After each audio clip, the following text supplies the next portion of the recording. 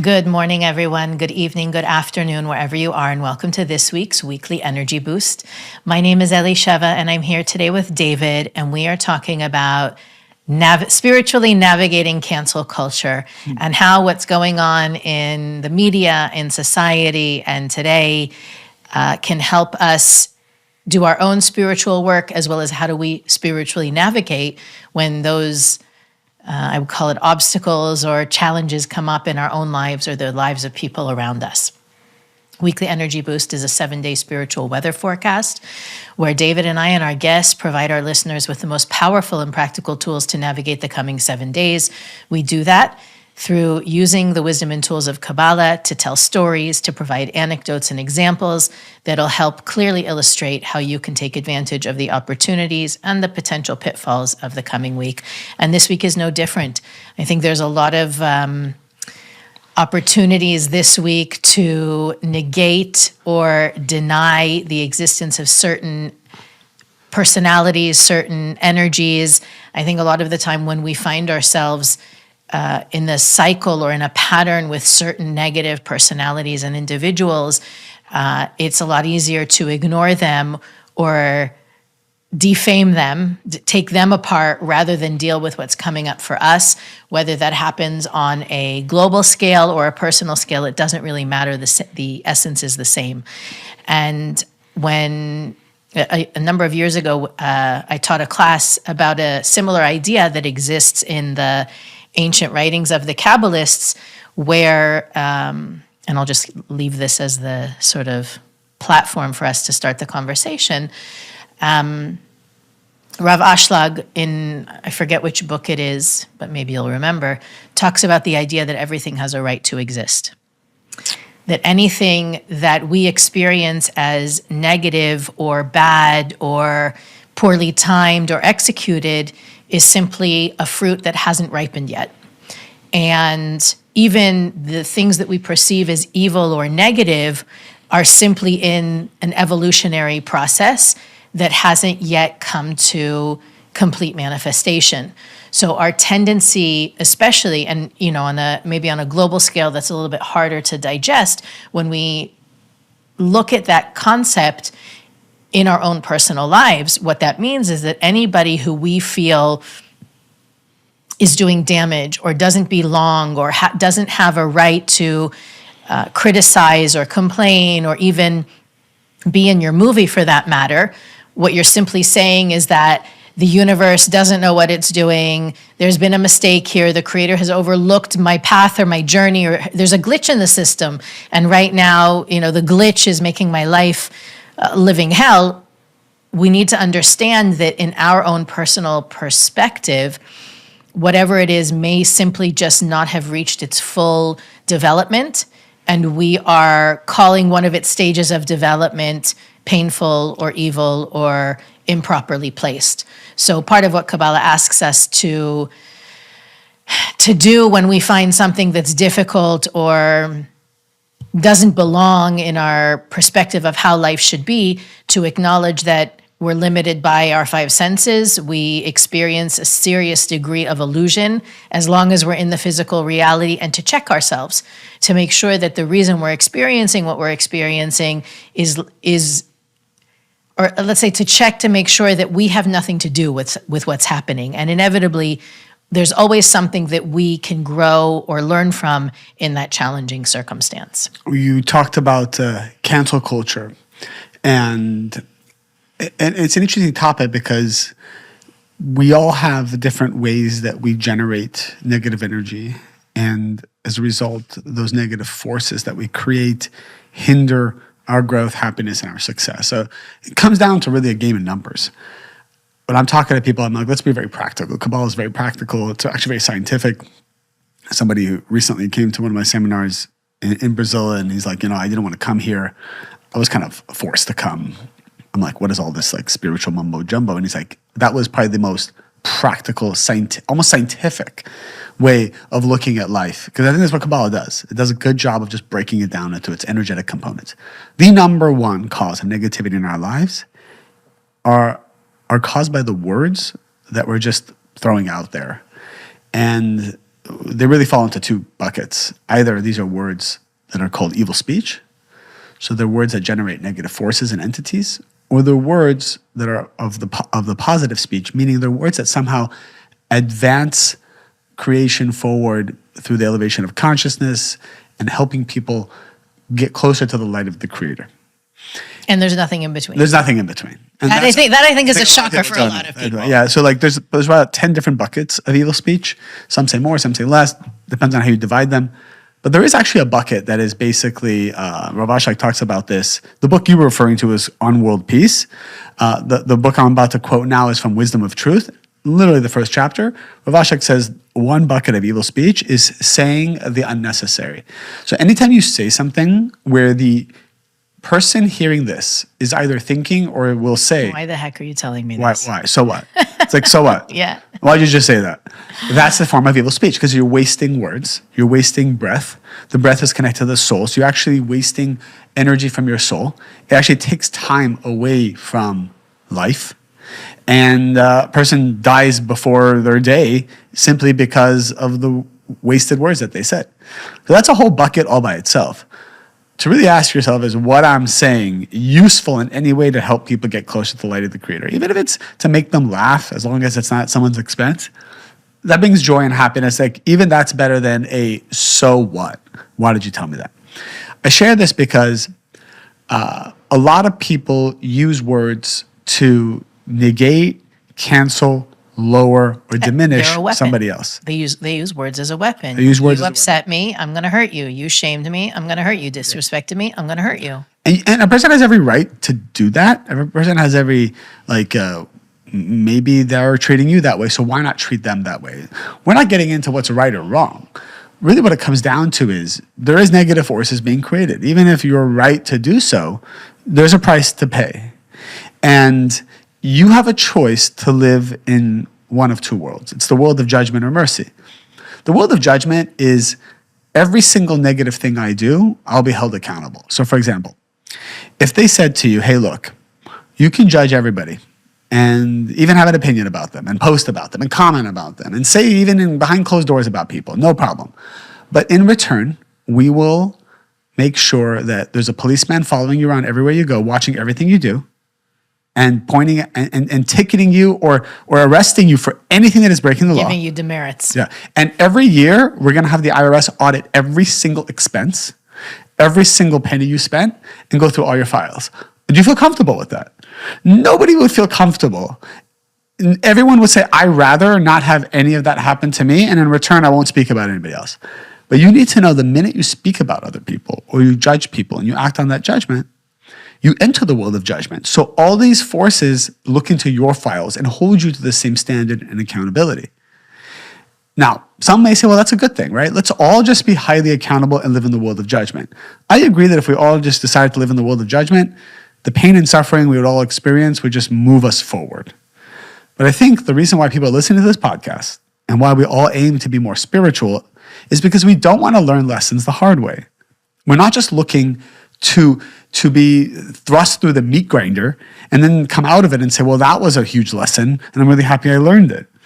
We can learn in the Kabbalists say in this world of miracles, the world of mercy is called achishena, meaning I am involved in mercifully moving myself forward. That's what we call proactive behavior. That's proactive behavior. I see what I need to work on and I choose to work on it before it becomes inflamed and exacerbated. The world of judgment is called beito, in its time.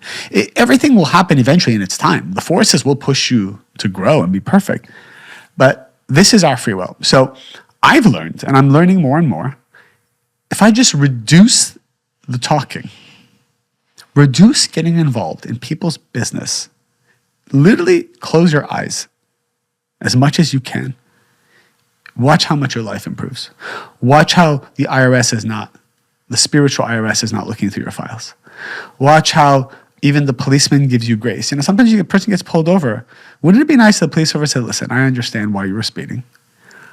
I feel like you've learned your lesson. There's no need to give you a ticket. You feel very grateful for that. But when it comes to other people, we want reward and punishment immediately. Justice must be served. I always ask someone who's basically saying, well, if justice is not served, what kind of society are we going to live in? I say, no problem.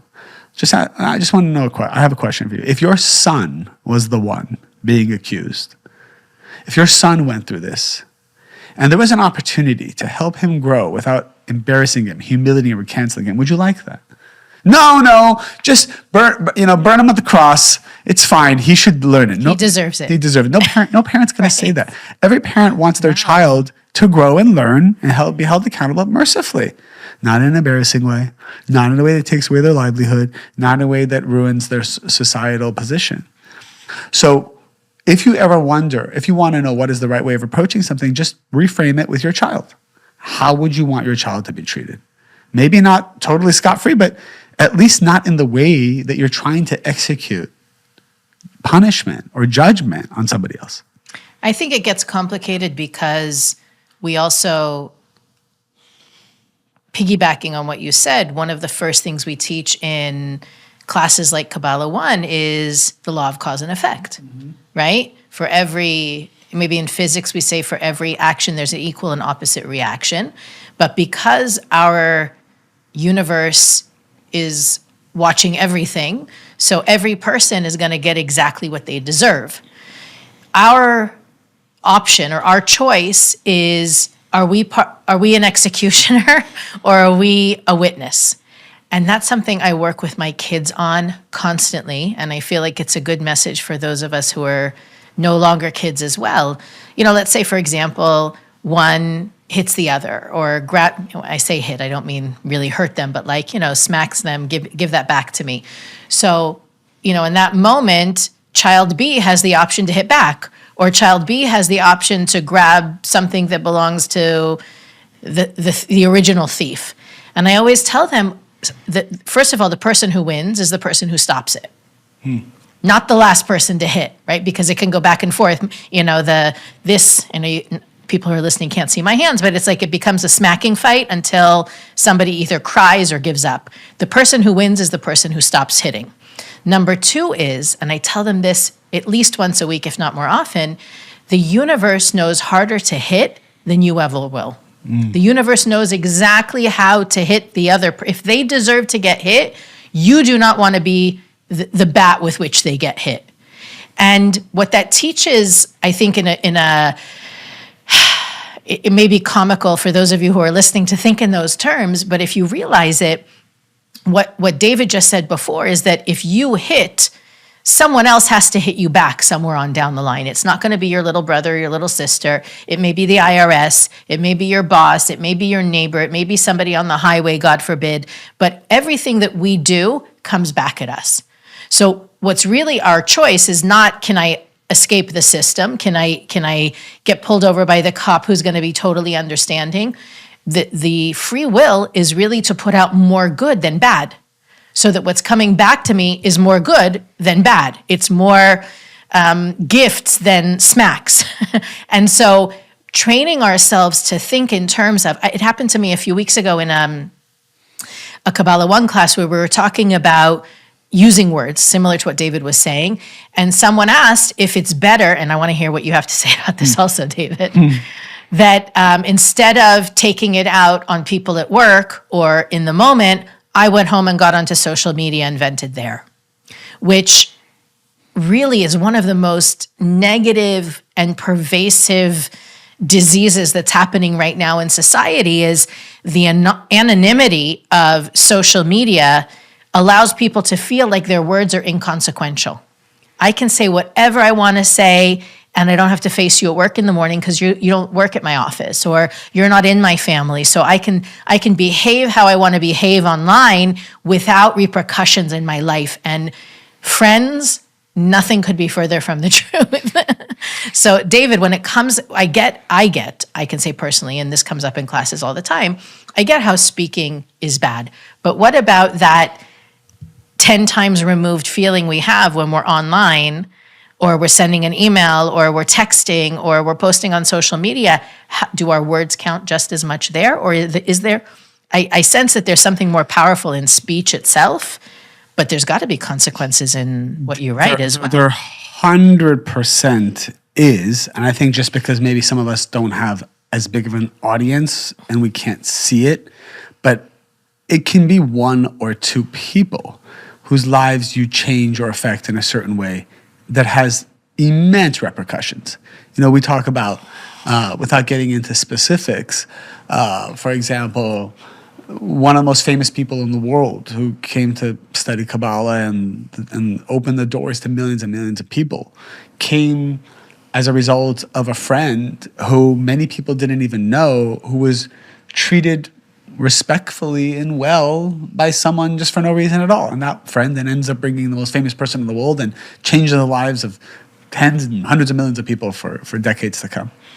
So you could affect a person's life in a positive or negative way, and that can have massive repercussions. Sometimes people have so many opinions about couples and who should be together and who shouldn't be together. And I've seen that. Something that one of our colleagues told me 15 years ago when I had an opinion about these two people dating. And he said, you got to be very careful. Because what if these two people, regardless of what you see or don't see, are meant to get together, and the child they have becomes like the Messiah, or someone who literally just changes the planet. And maybe because of you interfered, causing this couple not together. And I said, well, how am I supposed to know that? How do I ever render an opinion? And he said, well, the point is, you need to feel like every opinion you give could cause or deter something that great. And just have the weight of that behind every opinion you make. And 9 out of 10 opinions you just won't make as a result. And that one you do make will be incredibly thoughtful and filled with energy. And also we should be praying. People just throw opinions and words out there like it's nothing. What's the big deal? But the thing is, that's actually what's shaping the world. And it's shaping our own personal lives. So forget about shaping the world. It's shaping your personal life. And even if you can't see it energetically, it is. If you actually put tape on your mouth for a month, you'd be wealthy. Put tape on your mouth for a month, you'd probably find your soulmate faster. Put tape on your mouth for a month and you'd have peace of mind, sleep better. everything. In fact, people actually put tape on their mouth when they're sleeping to sleep better. I actually think you should put tape on your mouth during the day, you'll sleep better. So, because by reducing just that waste, the waste of words that go out there, and holding more weight behind the words that we do say, changes the game. That's how you become a channel. Whenever you're flippant about stuff, and it becomes anything that becomes too casual, most likely is going to the negative side. That doesn't mean we need to be uptight, intense about everything. But when it comes to something as important as sharing our energy via our words, we should be conscious of that. Probably the highest level of consciousness should go behind the words. I think what's interesting, what you said before about be'ito nachishena, the idea of mercy or judgment, is that one of the things that the Kabbalists teach about the time that we're living in is that the process is going to be accelerated. Yeah. And we used to teach that idea in classes, and it was very theoretical for me until these last few years where, and maybe for those of you who are listening, you might not have noticed it or seen it through this lens before, but for me, I've seen so clearly how certain qualities or behaviors are no longer tolerated, right? It's such a fascinating thing, right? We used to know that there were these pervasive, negative, toxic behaviors and attitudes and even cultures in the workplace that no longer are tolerated, and now you can be quote unquote canceled for. This is something that the Kabbalists have been talking about for quite a while, the idea that as we get closer to radical transformation of humanity, negativity will not be able to be swept under the rug, that things will have to come out in order to be cleansed. And so you see this happening. I think it sounds terrible to say it's been exciting to watch, but the fact that the Kabbalists predicted this surfacing of garbage from people's history, from the history of institutions, and you see that these institutions are literally crumbling because they were rooted in prejudice, rooted in abuse, rooted in disalignment with what their quote unquote values were. So you can very well look at those the Me Too movement and all the terrible things that are happening in the world as terrible, or even, my kids have said, wow, it's really a scary place to live these days. But the truth is, people always believed these things. People always felt this way. People always treated one another this way. The fact that it's emerged from onto the surface of the way people live their lives or lead their businesses or their organizations is a fact, is proof that the work that we're doing is working. And again, I know it can sound strange for some of you who are maybe listening. It's your first episode, but the idea that the Kabbalists teach is that the more light you reveal, the more darkness you can see. And not that the darkness wasn't there already. It's not that it creates darkness. It's that it makes the darkness more visible in the same way that, when the sun shines in your living room or your kitchen at a certain point in the afternoon and you can see all the dust particles in the air and all the smudges on the window, the dust particles are always there and the smudges were there to begin with. But when the light is concentrated, the rays of light are concentrated in that way, you can see what needs to be worked on. So for those of you that have this feeling that, oh, I'm being exposed, or oh, I'm being humiliated, or, if it's happened to you that you feel you're unjustly accused of something or involved in something that has nothing to do with you, this is the opportunity to really purge and cleanse. And it's almost like there's this collective purge that's happening, and you can blame certain politicians if you'd like. You can say, oh, it's there. It was going to happen anyway. And that's one of the things that I think is important to remember also, apropos politicians, is that, we say, oh, how can these people rise to power? How can such, terrible, how can there be so much negativity so high up? The Kabbalists teach as well about that whoever is in a position in the government is a result of the consciousness of the people. We may have voting and we may have campaigns and whatnot, but the people in power are always a reflection of the ruling minister in the upper worlds. It's not about enough people voted or enough people didn't vote. Whoever is in charge is a reflection of the consciousness of the collective. So we can say, oh, it's negative, it's toxic, and point fingers. A cliche of cliches, when you point a finger, you have three to four fingers pointing back at yourself. So if you're caught in a blame storm like that, ask yourself, is there even a fragment of what's going on that I can take responsibility for? How am I critical, prejudiced, judgmental, blaming? See, the more accountability we can take, the less negativity there will be. And just to close on one thing, and we'll close on this, comment on one thing you said, because a lot of people will ask questions. What do you mean if a maniacal leader is the one leading our country? Or anyone else's country for that matter. Or anyone. How is this a reflection of me? And just to be clear, it's not that it's necessarily a reflection of you. As an individual. No, for sure not. It's or even collective individuals, it's a reflection of what was needed to move the consciousness of this collective forward. Right. Because it says that if you do not put that positive pressure on yourself to achieve greatness, the Creator is forced to put someone who is a ruler over you that pushes you in not such a nice way towards your perfection. And that is by causing pain and suffering. So the reflection is less about, hey, if they're maniacal, so are you.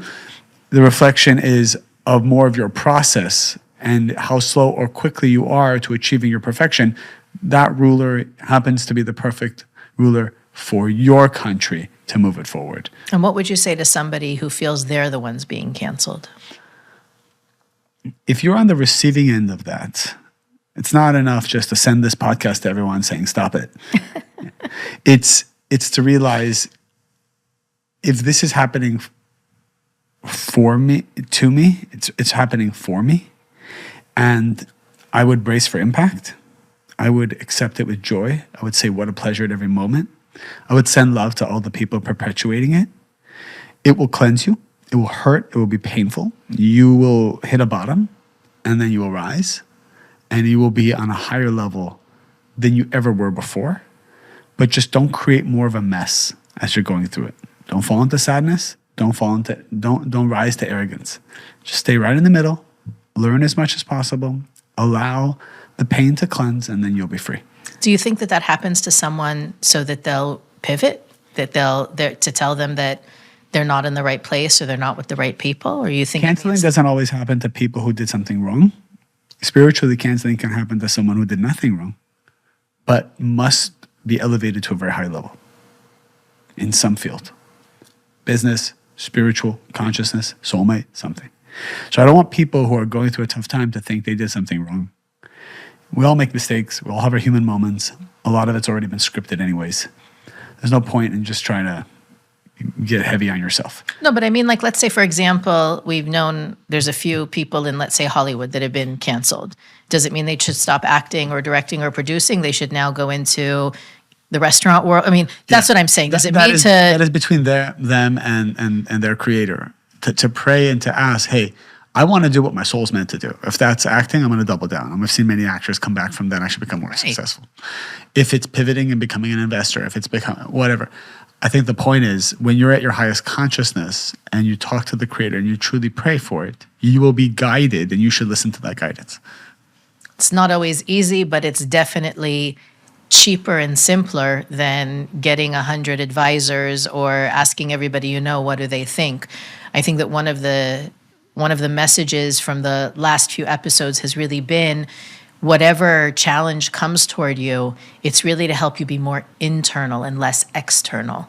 And it's very easy to go external when something is wrong, to speak about it, to write about it, to complain about it. Any challenge that comes to you is there to help you be more internal and to use that as your compass. We want to make sure that everybody knows as well that this coming weekend is a really powerful cosmic window called Purim.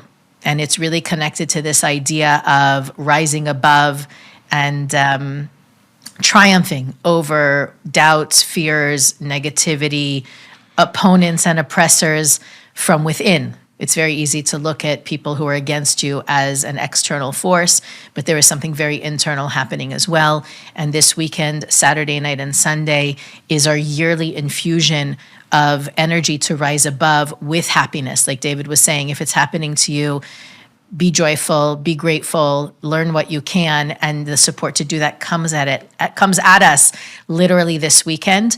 If you'd like to join us to stream, we'll provide the links so that you can be with us wherever you are, physically or online, and just to make sure that you're connected to that idea that the doubts that come to me are an illusion. The challenges that come to me are not there to bury me. They're there for me to rise above.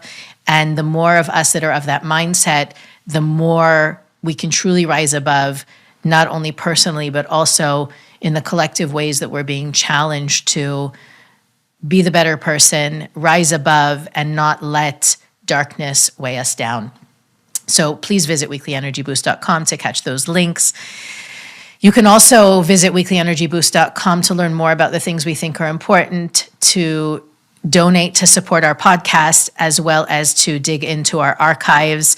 We encourage you to follow us on YouTube, Instagram, Facebook, and everywhere you get your podcasts.